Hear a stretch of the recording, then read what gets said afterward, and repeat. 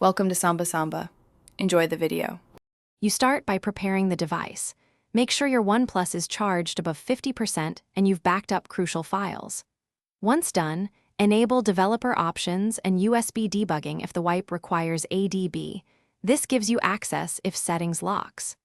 Now open Settings, go to System, then System Updates, and note the current build number so you can restore it later. Make sure you understand why you're deleting the update, usually to revert to stable firmware or free space, before proceeding.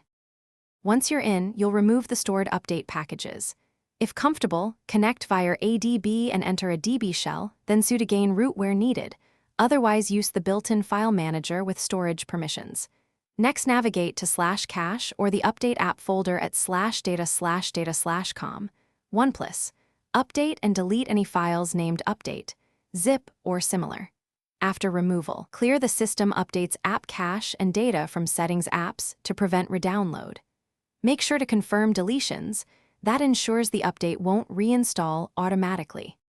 Now you finish by rebooting the phone to verify stability. Restart into recovery and run a cache partition wipe to remove leftover temp files, then reboot normally and check system updates to confirm the deleted package is gone. If the phone behaves oddly or update still appears, make sure you cleared app data and cache.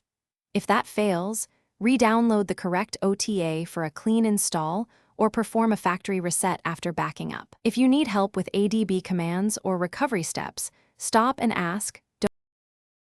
Thanks for watching. Consider subscribing if we helped you.